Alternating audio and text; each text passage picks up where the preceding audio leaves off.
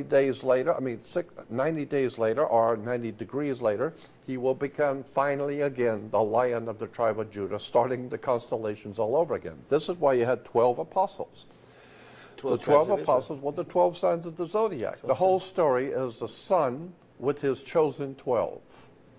And so the entire story of Christianity is the worship of the heavens. You ask any 6-year-old, where is God? And any child will tell you God's up there. But you come at any Christian, I don't care if you're talking to a Catholic, a Mormon, anyone else with this type of story, they're going to look at you like, they're going to look at you like you're crazy, number one, but it does make sense.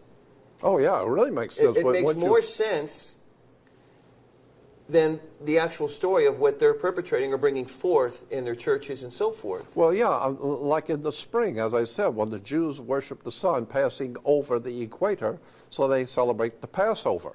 Well, Christians have the same celebration. They call it Easter because the sun is a star, and so they call it the Star of the East. Well, that's where the sun comes up, the Star of the East, Eastern Star.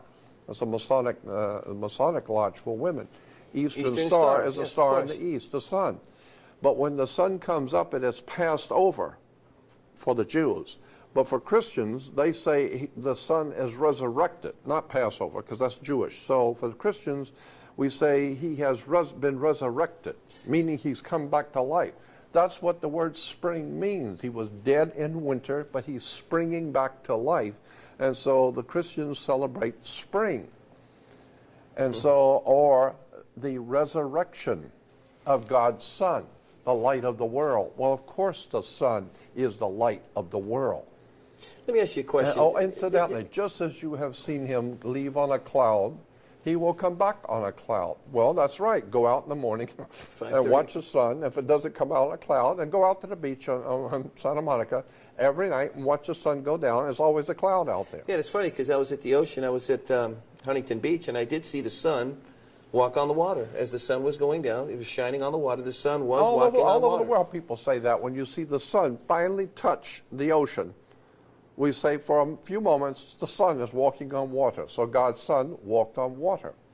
As a matter of fact, the whole worship of spring in the ancient world, which we call Phoenicia or Cana or Israel, Lebanon today, they had a celebration of spring, but they called it the marriage feast, which was interesting because now in that area, it was referred to as the marriage feast.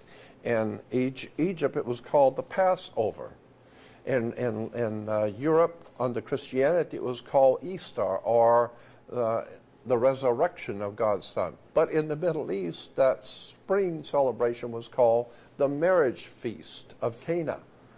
And so the marriage feast of Cana was the son was being asked by his mother, Mother Earth, Mother Nature.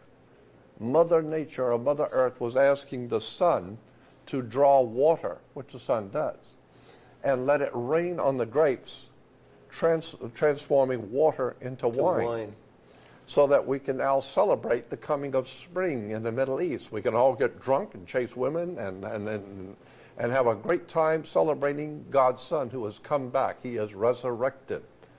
The whole of Christianity is, in fact, a metaphor for the sun and its travels through our year.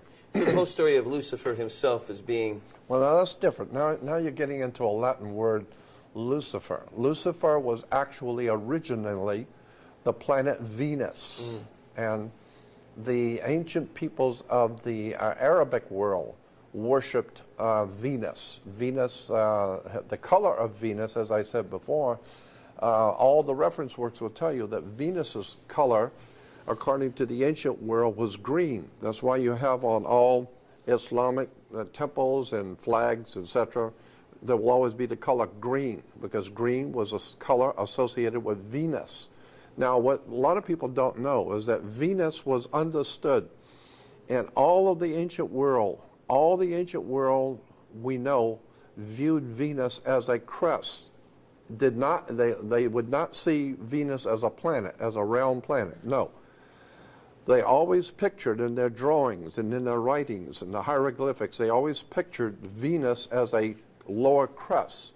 That's why you see today on the flags in the Islamic world the crest and the star. So it's the representing Venus itself. It's representing Venus. Venus, and the star is Venus, but is representing Venus as a crest, not as a round planet. So when we're getting into the sun going down into sunset, it becomes nighttime. Yeah. Well, now that's a whole other thing. Yeah, because all right, look at. There were many different religious beliefs in Egypt based on the sun, but the most predominant one was the religion of Horus. Horus was God's son. He was referred to as the light of the world. He was our risen Savior, and of course, the sun is your risen Savior. It rises every morning about 5:30. Okay. And if it don't rise, you're dead.